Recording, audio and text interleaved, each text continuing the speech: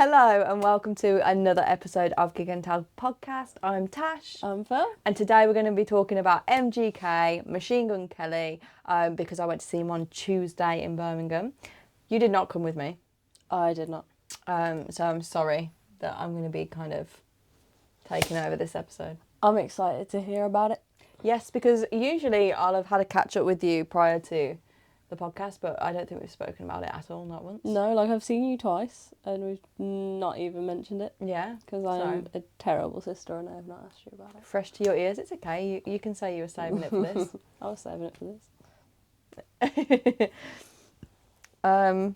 Yeah, so I went to see him at the NIA, aka the Utilita Arena in Birmingham. I didn't know much about it going into it because it's not something I bought tickets for. I was actually given them by someone at work, which was really nice of him to give them to me. But due to that, I hadn't looked into like the set list. I hadn't looked into anything. I hadn't been watching much. Like, I know that we'd mentioned that viral video that went round of the girl falling on the stage, but that's like the only thing that I'd seen off it.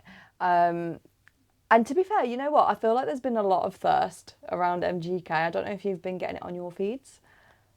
Not on my feeds. Every time I go onto Instagram Reels, I get thirst of MGK. No, okay. No, that's definitely Just not me. on my algorithm. Okay, interesting. I don't get MGK on my algorithm at Well, all. that's fair because, yeah, that's catered to the fact. The only thing I've had is the girl falling off stage, which really says plenty about my algorithm, to be honest. But no, it was good. We were seated. There were seated tickets, so we were kind of like to the side, up towards the top, if you're looking at the stage, to the right hand side of the stage. He put on a really good performance. He's got a really good voice. I have seen him before. I saw him back in, I want to say it was about 2022, 2023, which was kind of when I was prime really into MGK, when he'd first came out with like his pop punk album and stuff, when he did, what's the album called? Is that the one with like Tickets to Forget My You Downfall. and stuff on? I don't know what's on what album, if I'm honest with you, but yeah, that kind of time that came out, yeah, for sure. Tickets to My Downfall was the album. That's what we went to see back then, which was really, really good. He was good back then. He was just as good now. He does play like a mixture of songs because he's not just a pop punk artist. Obviously, he started as rap, so he did like Rap Devil and stuff. And I can't lie, it makes me cringe a little bit because he'd been doing his set and then he just kind of stopped, and then the lights came on and he just went as if he was doing devil horns for Rap Devil that was about to come on, and he was like this because I think that he had Rap Devil and did Eminem have Rap God. So I think Eminem came out with Rap God, so then MGK like came back at him with Rap Devil, right. And I think he did some sort of diss track against his daughter and stuff. I don't know if that was Rap Devil or if it was a different rap one. I know nothing about rap music, rap musicians. I know, it kind of goes over my head too, but yeah, he just went like so, like, because he's so like happy-go-lucky, and he just went like so serious with like a big red light on him, and he just went like this for Rap, like, and everyone started screaming because they knew it was going to be for Rap Devil. But that's not the kind of thing that I listen to, so it's not something that I was like singing along to or particularly enjoying at that moment. But a lot of people were on board with it. It must be really strange being in a crowd of people that you've got that kind of music and like two different genres. Yeah, completely. He's had a complete change of crowd, but you obviously still get the loyal fans and the people that want to see the old stuff, because everyone plays a mix, don't they? There's not many people that will only play new stuff. They are out there, they do exist. I have seen people that have been like, I'm not playing my old stuff. But I feel like for the most part you're playing what the fans want to hear. Yeah, for sure. And he definitely did that. He did a big mixture. He did a couple of rappy ones, even one slower one that had some rap music in. But it was good. He gave a good performance. He has all of his little dances, doesn't he? So yeah, his dances on stage are amazing, and his set was massive. He had a big Statue of Liberty like this falling into the ground, so it was like half in the ground, but like this, like, so it was a massive head with his torch pointing up like this. coming out of the ground, because it was the tour was Lost in America, so it was all about like all the theme was that kind of thing. So all the lights were like red, white, and blue, and then he had like a sign that said Lost in America, which was like lit red, white, and blue. And then when he started playing things from Tickets to My Downfall, it all went pink, because that was like the theme of that album, which I thought was quite cool that he like colour themed things to what he was playing. And like I say, when Rap Devil and stuff came on, that it all went red. And yeah, set was amazing. And he had like things like he was standing inside the mouth. His mic stand was a cigarette, but like a cigarette that had been stumped out at the bottom, and it was like this, like a wonky cigarette, but it was in the shape of a cigarette. Like it was like a massive cigarette basically, and then yeah, it had like a hand of some sort holding his mic for him. But he had a kind of obscure set like that before when I went to see him. I can't remember exactly what it was like. I think that one was like a giant hand that was like in his face. But yeah, this time he had like a big cigarette, and he was smoking on stage again, which I don't know how he gets away with, because you're not allowed to smoke in a venue. But he like chain smokes cigarettes on stage while he's singing. Bizarre. I mean, maybe it is just for show, because obviously the reason for not smoking inside is like everyone around you, isn't it? It's health and safety. Yeah. So maybe what he's actually smoking is like a fake one, like a herbal one or something. Yeah, we'd said that, but it just doesn't seem very MGK. Might not seem him, but it might be the only way he can get away with it. He's still a performer at the end of the day. Yeah, I guess. It would be interesting to know. It would be. I never thought about that. But it would probably ruin the illusion for some. Yeah, definitely. But no, it was good, and he did do a bit where he like came off the stage, walked, like the spotlight followed him round. He walked off the stage and came through the crowd that was standing. He just walked through the standing crowd to come to like a second little B stage, like McFly did that one time. And he came to the B stage and he did a couple of songs on there, and he sat and he did his songs and stuff. And then he went and walked the other way back, but like he was walking right through the standing crowd, which is very brave of him. Very brave. I wouldn't be brave enough to do that. He had a security with him that was like pushing people there's off. still so many freaks and weirdos. One security, I'd still be like... I do feel like MGK has like quite fangirly fans as well. Yeah. Like... Psychos. Yeah. Yeah, I was trying to be polite, but I think that they're like hardcore fans, so I'm surprised that he did it, but he did. Yeah. Wild. I'm trying to think of what the set list was. Maybe that would be interesting to talk about, because like I say, he did play a mixture. It won't mean much to me. No, I know that you don't listen to him much. No. MGK set list at Birmingham Utility Arena. So, guess how many songs he played? I feel like he would do a lot. Oh, he's done less than he did on the other set list that I looked at. Interesting. Go on. I don't know, I feel like he's like a 23, 24 maybe. 31. Wow. So more than I thought. The set list that I looked at before we went in was 39. I was like, 39 songs? That's ridiculous. This was 31, which is still a lot of songs, but... Tone down a little bit. So he started with Outlaw Overture, I don't know. I don't think I know that one, unless it's one of his new ones, because I don't know the titles of them very well. Then he did Starman, then he did Don't Wait, Run Fast, which is an older one, which me and Harrison really enjoyed. And then he did a few where he played parts of them like Katy Perry did, which annoys me, but he did Maybe / Wild Boy / El Diablo. And then he did A, which goes A, which was like, I was just sat there laughing a little bit, yeah. Then he played Fuck You Goodbye, which was good. I enjoy that one. Then he played Miss Sunshine, which is off the new album, and I think that you'd like it. It's like a chill, beep, beep. Like, you know how Daisy's has that, like, just one guitar that's, like, cute? It's like that. And I was hoping that they'd play it because Jazz had said that he'd played it on some nights, and not played it on others. Like, it's not been a consistent one that he's played. And that was one of my favourites off the new album, and he played it. That's good. And I was really happy. And I love it when it pans out. Like, I feel like I don't expect to ever have that look. I'm so used to artists not playing the songs that I love, because I always like completely different songs to everyone else. Yeah. But it's just so great when that pans out for you. I was really chuffed. I was really happy with that. Then he played Goddamn, which is, again, a newer one. Then he played I Think I'm Okay, which I think that you'd know. It was with Youngblood. Watch me, take a good thing and mess it all up in one night. Yeah. Which is, like, my favourite. Like, I love that one so much. So he played that one quite early on, number 9, that was on the set list. Then he played Title Track, and then Drunk Face, Bloody Valentine, which you'd know a little bit, I think. That's the one that he had the girls up for, isn't it? Yes. Yeah. And they did quite cute screen effects with that as well, with, like, hearts and shit on the projection. It was good. Then Forget Me Too. And then he went to the B stage and he played Glass House, Times of My Life and Dreamer / Crazy Train, because he did, like, a little tribute to Ozzy Osbourne.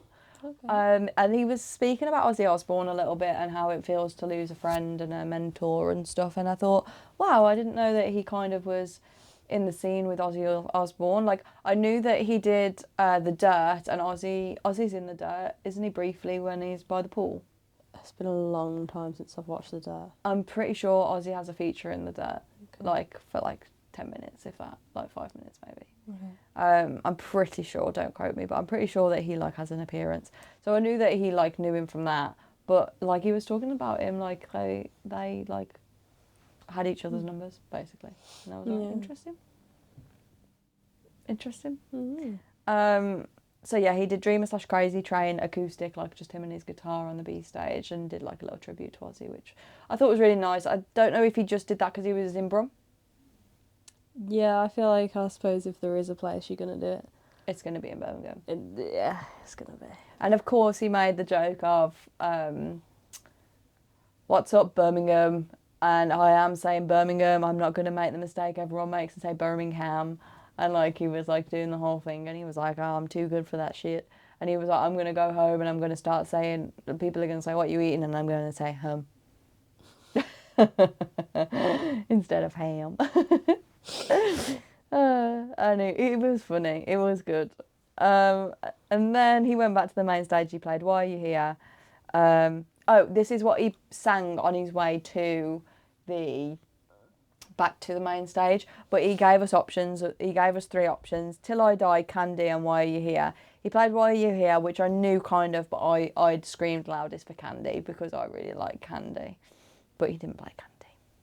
Then randomly he played Iris with the girl that had supported. I presume the girl that had supported anyway. We missed the support act, but he played Iris with the girl that had supported, and they were, like, elevated into the air, and it was just the 2 of them, like, in the air. It was, I don't know why they did that, but they did a very good cover, and they, like, rocked it up a little bit, like a bit pop punky, and it was really, really good. But I thought, with a 31 song set list, and, like, he's cut songs out as well that he could have played, I'm so surprised he's standing up there doing, and he covered Ozzy as well for part of it. I was like, why is he doing another cover? It's a lot of covers. Yeah. A lot of covers. It surprised me a little bit because he's got such a big discography that I was like, why would you decide to do a cover? It was a beautiful cover of Iris, don't get me wrong, but it's a beautiful song. It is. I do love Iris. But yeah, a bit random, but he did that with Julia Wolf was her name. I don't know if you've heard of her. Oh, I've heard of Julia Wolf. Okay, well, with her. Charlie listens to Julia Wolf a lot at work. There you go. Then he played Treading Water, not to be confused by you with the Vamps. Then I don't think I'd be confusing. I know that he did one song with the Vamps. I'm not going to go thinking he's covering them. Don't worry. Did he? Yeah.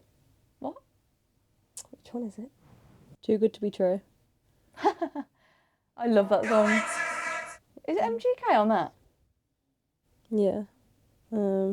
So is that where I shut down for you? Yeah. Yeah,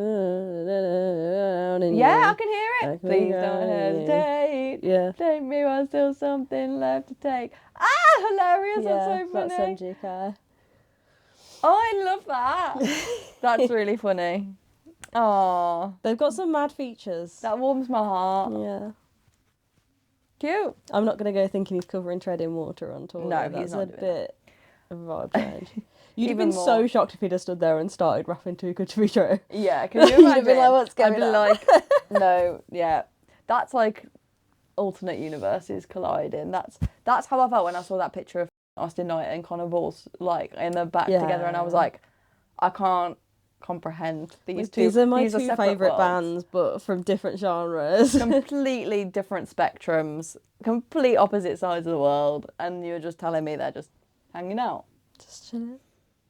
No, can't comprehend in my head. And then he played Daywalker, Concert for Aliens, My Ex's Best Friend. You know my ex, and that makes it all feel complicated, yeah.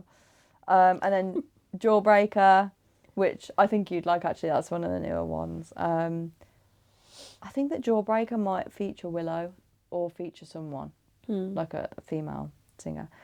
Nothing Inside, which is an old one from Tickets to My Downfall era, which is really good. Twin Flame, I didn't know, so that might be a rappy one. Play This When I'm Gone, Paper Cuts, Lonely Road. Have you heard Lonely Road?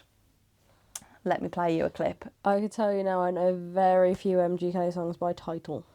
And you can tell that he's like copied that. He's rewritten Country Roads. Yeah, but he's called it Lonely Road. But he played that, which was really, really good. I enjoyed that. I love that one. That's off his new album.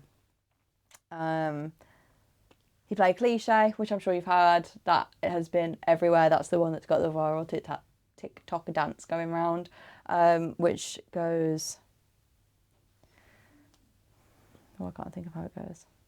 I've got this song stuck in my head now, that's it. You know when you've got something else in your head and it's like... You can't hear what you're trying to... Yeah, I've heard this. Amazing song. Like, I was so excited when I was told that I was like able to have these tickets.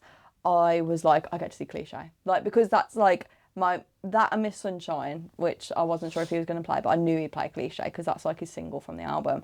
I was like, that's it. Like, the only reason I'd have paid to go to that concert would be to see that, because I love that song off his new album. But I was like, he can't really justify spending all that money for me, because I feel like he was one of those artists that I'd done, and I was like, I've seen him and it was amazing, and I don't think he's going to top it, and I feel satisfied that I've seen him do that once. I don't feel like I need to see it again. Which is rare that we feel that. Yeah. But that's how I felt about him. And then he released this, and I was like, oh, I will really be sad that I don't get to see Cliche live, but it is what it is. So then when I got these tickets for free, I was like, oh my God, I get to see Cliche. And I was really buzzing. I was really looking forward to that one. And then he played Sweet Coraline. Not Sweet Caroline. He has a song that goes, Sweet Coraline. It's not Sweet Caroline. But played that, which was really good. And then he played Vampire Diaries, which is, again, one off the new album that's really, really good. You might have heard that one as well, actually, Phil. But that was Harrison's favourite, like, as in terms of not his favourite MGK song, but from what we hadn't seen yet, what he was looking forward to seeing.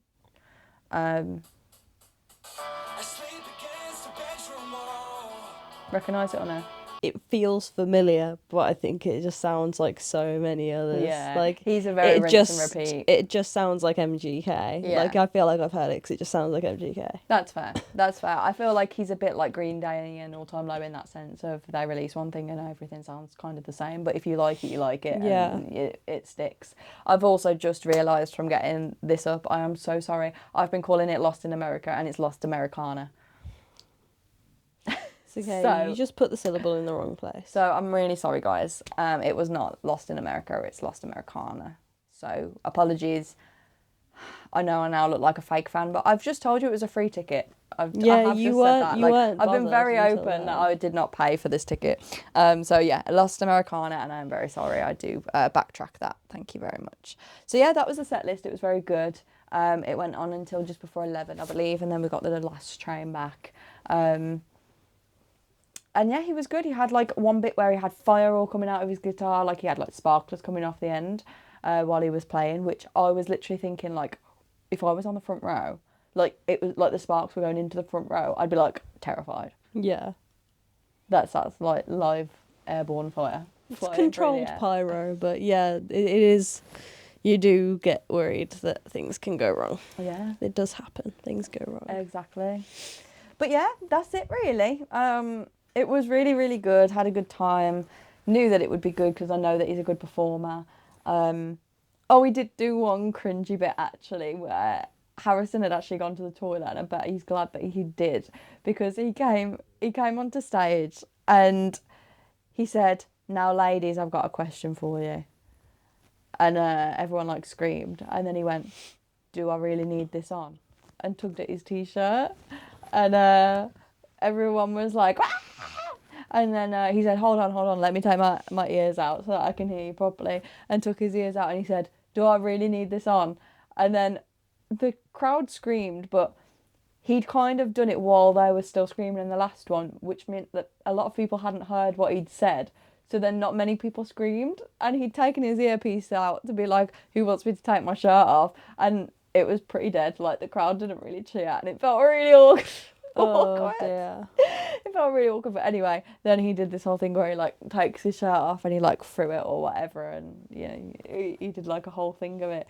Ugh. And it was a bit cringe, but Harrison came back into the venue, and like I told him about what had just happened, and I said, to be fair, I was sat here thinking it doesn't matter if you do or you don't, because you take it off, it doesn't even look like a body. He's completely tattooed, hasn't he? He's blacked out his whole body, so it just looks like he's wearing something anyway. You can't exactly see his skin. Yeah.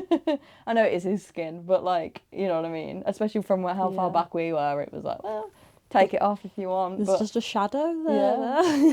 there. Which was a little bit cringe, but it was like, yeah, okay. I suppose the MGK stands were losing their minds, so I'll rate that for them. Good for them. People at the front, they can probably still see something. Yeah. Bit of structure or whatever. I don't know what he's like under there. Skinny. Just skinny. Really scrawny. So not a good structure then. I don't think he's got like a six-pack or anything. I'm pretty sure he's just scrawny mother. What a cool hairstyle. But I also found out, like, I did know that he had a daughter, but his daughter's quite old. I think he's got a daughter and a son. And his son's like a baby, and then he's got a daughter as well who's like at least a teenager, and like he has a song that was like dedicated to her, and like he had like all the clips of her playing from like her as a baby to growing up and stuff, and them together, and it was really, really sweet, like watching them like together, like, because you don't really think of MGK like that at all, like as a dad. But it was really endearing to watch, and him, like, you could feel him singing, like he was lay on the floor of the stage singing while he sang this song, and you could really feel his emotion in it. It was really nice, because I think of him as just like a fun artist, but he got really like serious about his daughter, and they had all these clips playing, and it was just really like sweet to watch. It was really nice. Cute. And I mean, there was one clip where he'd like bought her a car, and you see her go out and see this car with a bow on with a friend, and she's like, "Oh my God," and she's like hugging the car and stuff, and she's like, "I can't believe it," kind of thing. Like, and you just think, wow, like, I can't relate to that, but like everything else was like home video. It felt a bit out of place, because it was like, yeah, cute. I think that he put it in because she looks so happy, like so genuinely happy, that he would probably put it in for that reason. But I did feel a bit like that kind of disconnect to us a little bit, because that's just not happening in our world, is it? And I did say to Jazz at one point, it feels like when I go to a concert or whatever, usually the people that we see, I'm like, they're like celebrities, but I don't think like, oh, you're famous. I was stood there looking at MGK thinking, you are famous. Like, you are a famous person. Like, you are like LA, Hollywood famous. Like, Megan Fox. I was like, this is mental. You know what I mean? And I don't feel that kind of way about many people. I felt it with Katy Perry. I was like, you're Katy Perry. Like, you're Katy Perry stood there. Like, that's mad. And I don't get like starstruck like that with many artists, but I was watching MGK thinking, like, you are like famous. It's the same with like Bieber and stuff, isn't it? But yeah, that's it. I don't know if I've got anything more to say. Did you have any questions at all? Or I have one. Okay. Which I feel like you've answered, but you haven't specifically answered. Is there anything he didn't play that you wish he did? Oh, what an interesting question. Like I say, I think that everything that he's played the new ones that I wanted to see, which I felt like I hadn't seen, so I would have been missing out if I hadn't seen it then because I hadn't seen them before. But I don't think. Let me have a look. I don't think so. Other than ones that he like might have done with other people, because I kind of got into. Oh, I said I wish he'd have played Candy.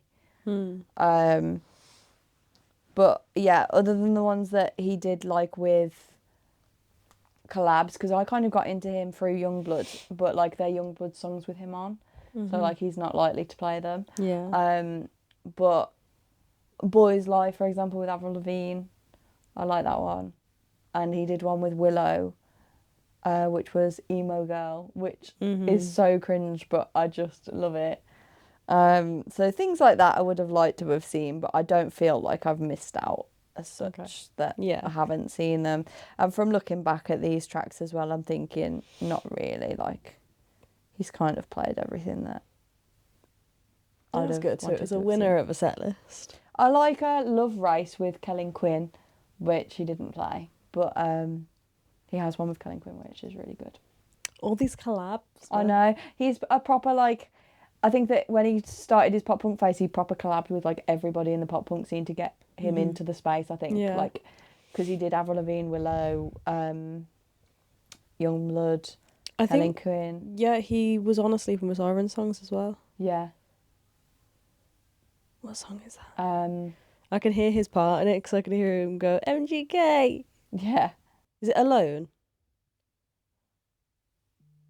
Maybe. I don't know. I think it might be Alone. I couldn't tell you. But yeah, it was good. And I don't feel like I missed out, really. I saw the ones that I really was looking forward to seeing. So, yeah. That's good. Yeah, I feel like the only MGK that I would know enough to like properly sing along to are probably collabs, like where he's featured on an artist that I really like. But he does seem to collab with everyone. Like it doesn't seem to matter what genre you're in. There's an MGK collab somewhere to be found. Yeah, he gets round. Yeah. Like I wouldn't be shocked if he'd done a country collab at some point. He's probably a feature on like Post Malone. Yeah, that was my featured on Post Malone's album, like, because I bet he has. He must have featured on so many that we're not even aware of. Yeah, because you don't know, do you, unless you listen to that artist. He's got to be. This Posty's new album as well was so long. Well, I will say he's got like a feature on every single song, but not one of them's OGK. But the point still stands. Yeah.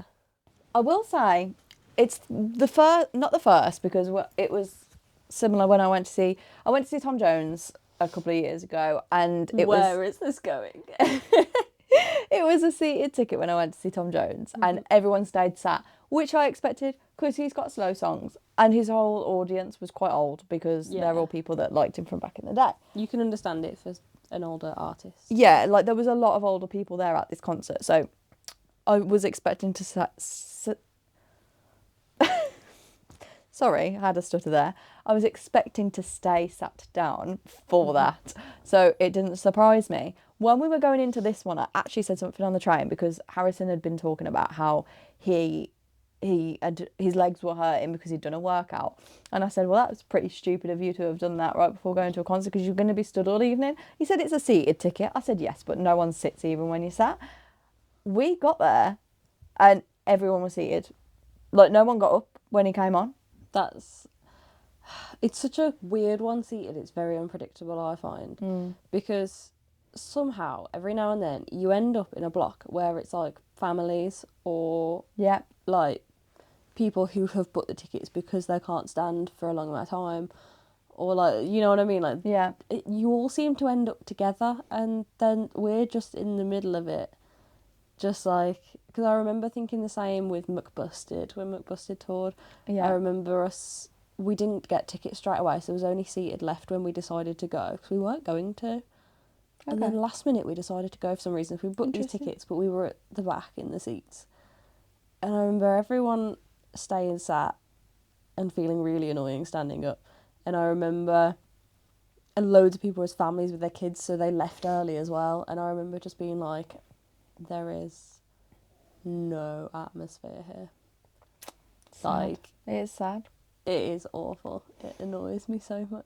We're here to help To be her. fair, there was a little girl that had came, and it was interesting to me because we actually talked about MGK in our last podcast episode when we were talking about boundaries and like people taking their kids to concerts and stuff. When I said, well, where'd you draw a line? Because MGK swears so much, but like, would you not take your kids then? Like, because he has really like vulgar language, and I'm pretty sure he used the C word at one point on stage while we were there. So like, not tame at all.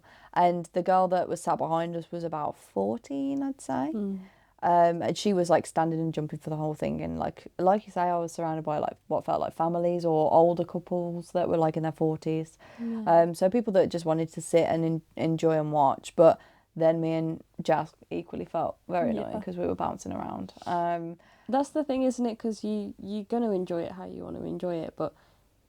And people can get annoyed with you when you're standing and they want to stand still. But you feel more annoying seated because you're stuck there. Yeah. Whereas like standing, you're like, well, if I'm annoying them, they can move. There's nothing stopping them. Like, they're in the standing area and they're expecting people to stand still. What? Yeah. Whereas with seated, you do just feel annoying when everyone else isn't also up and vibing. Yeah.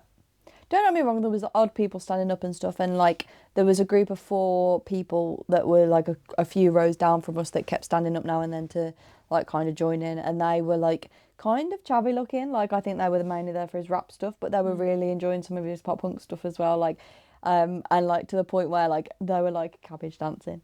Like, yeah, those kind of people. And they were having a really good time, and they were standing and stuff, but they were on the front row of the seating. So they had a little bit more room in the like in front of the bar and stuff. But yeah, generally speaking, most people around us sat down, which I wasn't expecting at MGK. I really can't lie. No, I was that is expecting wild for to be stood up for. because it's such a younger audience generally. Exactly. I thought so, but a lot of people were older there. I don't know if it's because of where I was, but I've spoken to a few people, and everyone that really likes MGK are kind of like late 30s upwards, I think. There must be the people that were into like. He has been his around for early like stuff 20 years. as well. Yeah, like I forget that he's not actually like young. No. I actually don't know how old he is, do you? I'd say probably around 37. Yeah, that's the kind of age his fans are. How old? How old is MGK? 35.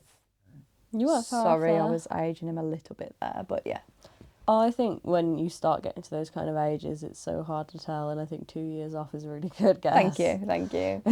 Like 10 years wild when I saw that Danny Jones turned 40 the other day, and I was like, how? I fancy you. Yeah. You're like 15 years older than me. Yeah, it's weird. Like at my age right now, I'd have been like when Danny Jones was our age, we'd have been 10 years old. That's so wrong. Yeah. And like MGK, I just don't look at him and think you're 10 years older than me. No. He just doesn't give that vibe, which I think is why you don't expect his dadness. Looks kind of like a teenager. Yeah, he does. He's still all like early 20s. He'd take that, I'm sure. Yeah. But yeah, I was very interested by the fact that people weren't standing up. It's not something that I expected, but I kind of did a mixture of both because I didn't want to be super annoying. So in the slower ones, I did just sit down and chill a little bit. But in the ones that I really loved, then me and Jazz were up dancing, which was nice. Also, I tried hearing protection for the first time, and I think you're a fucking liar. I swear you've said to me before, it doesn't sound any different, it just blocks out the crowd so that you can hear the music better. It felt so quiet. It felt so quiet to me. It doesn't. I don't know if it's because we were towards the back in an arena. It could make a difference, to be fair. But I put them in for 2 songs and I was like, I can't do it. I'm taking them out. Try them in the academy. I do think that maybe in a louder, intimate setting, maybe it's a bit different. But I was like, I literally can't do this. This is awful. I'm not having a good time with them in, so I took them out. But I did try them. I tried to protect my ears. It didn't feel like my ears particularly needed protecting all that much from where we were anyway. Like it does when I'm in, like, when we went to see the Subways, I was like when the support acts were on, I was like, Jesus. Like, I did feel like my ears hurt. But generally speaking, like at that one, it didn't feel like that at all. So maybe that's the case. I'll try them again, but I was like, this sounds. And I like hearing the crowd. I like having the atmosphere because I feel like I'm in the atmosphere of a concert then. And I kind literally of like couldn't the hear screams anything. being a bit dulled. I literally couldn't hear anything. I could only hear him. Interesting. I mean, I don't know how different my hearing protection is to yours, because I don't think we've got the same one. I don't know. Adam bought it. Adam bought me mine as well, but I don't think he got you the same one.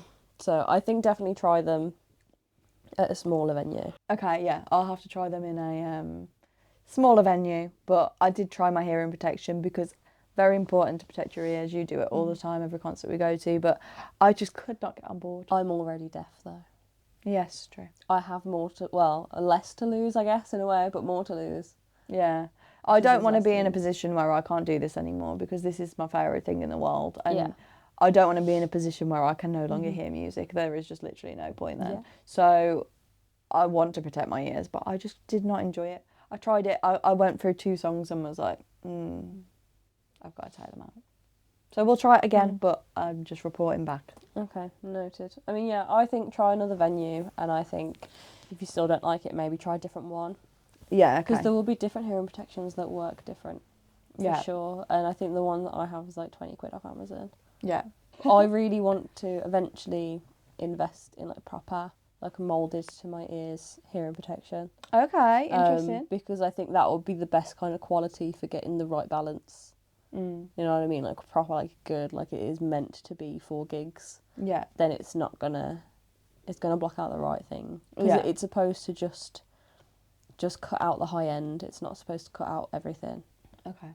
So it should essentially, like for me, when I put mine in, and we're at a venue, especially like the Academy or somewhere that the river rooms, oh my goodness, where the sound's like horrific.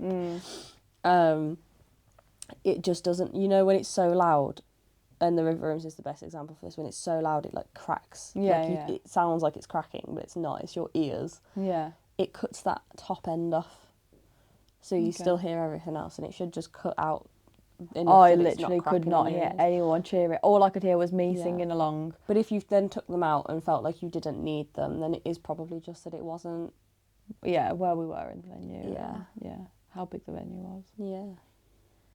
Where the speakers were in comparison to us, because I guess they're going into the standing, not up towards us. Yeah. And the back of seated. Yeah, it takes a lot for it to reach you, so. Yeah. I'll try them again, but I just thought it was worth bringing up. So we'll see. In a couple of episodes' time. Yes, I can't even tell you how excited I am at the fact that like this has been her first concert review back into concert season. Like we've so MGK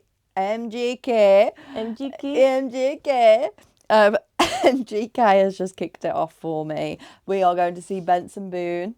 We are going to see Water Parks. I am going to see 5 Seconds of Summer, and I cannot wait. Like, they're going to be some good reviews, so I'm really excited to get back into reviewing concerts on a podcast. It's not a concert, but I've already got a show booked for next year. Ooh, 2027? Yeah. What? Back to the Future musical. Oh, cool. Very cool. I've wanted to see it since it first came out on the West End. I think it was just before lockdown. It was around like 2019. Okay. That it opened. So it's a fairly new show, and the reviews on it were insane. But you know me, I just hate London. So fairly new. That is still 7 years ago now.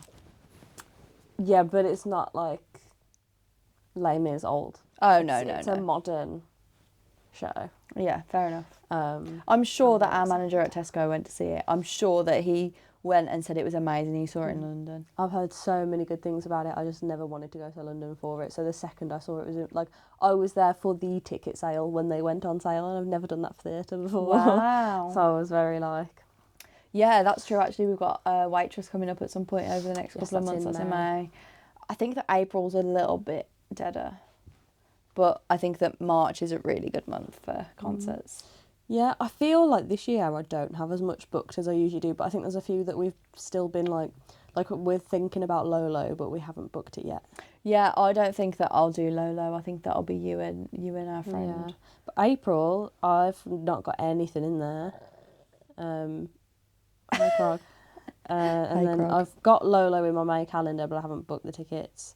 And we've got McFly in June. But then that's when it kicks off for me, because I've got McFly, Def Leppard, My Chemical Romance all in a row. Nice.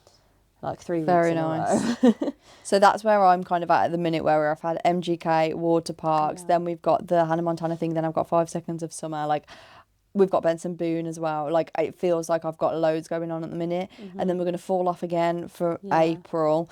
But I do have Youngblood towards the end of April. So then I go Youngblood, Waitress, Steven Sanchez. So I've got 3 weeks in a row. And then You've got more than me this year. 3 weeks off, and then...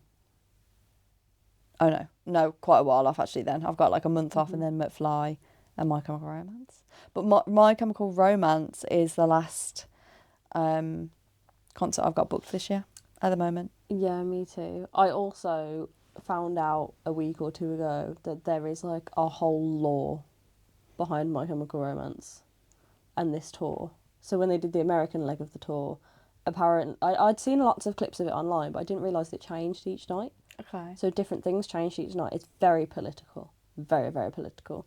But then they did a few shows not all that long ago in some Europe cities, and they were apparently like a prequel to the American tour. So everyone's saying that the UK shows are going to be different as well, and I'm like, I have not been following this. It's like proper, like, people really, really reading into, like, it's not like a story happening on stage like a theatre show, but all these, like, little political things that they're doing are apparently telling a story. Oh. And people being like, oh, like, the clown is supposed to represent Gerard Way looking in the mirror, and this is how he feels about himself. And I was like, Oh. Everything represents something, and I haven't looked into it that deeply. Okay. And then I came across this TikTok video that was so long explaining the law that I did not sit through it all, but I was just like, I didn't realise there was so much about this. Yeah. Are you going to wear trousers or a skirt? It won't be a skirt. I know, it's not a be bit, shorts, but I'm going to see what the weather's shorts like. might be cute, jean shorts. Yeah, like black I'm jean thinking shorts. I've got the black shorts with a chain on or something. Yeah, cute. Okay. But depends on the weather. July, so it should be nice. It should I be might shorts wear, weather. I've got a skirt that's black that I might wear with mine as like my schoolgirl white and...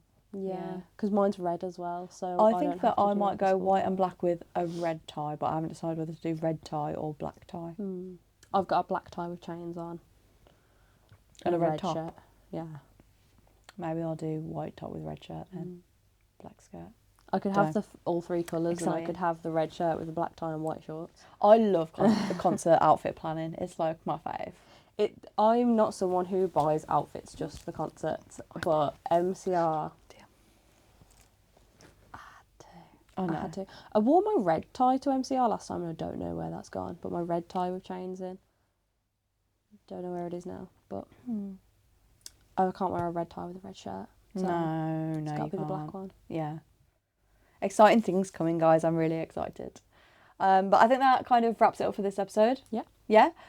So thank you again for watching. Small tangent. Yeah, slightly. If anyone else has seen Machine Gun Kelly, then please feel free to drop your thoughts and opinions below. I know that apparently he's had quite a lot going on his shows that have been going wrong and some malfunctions, but ours was quite smooth. But yeah, if anyone has any opinions about him, feel free to drop them below. I'd love to hear what you guys are thinking. Thank you very much for watching another episode, and we will see you again next Thursday with a brand new episode. Bye.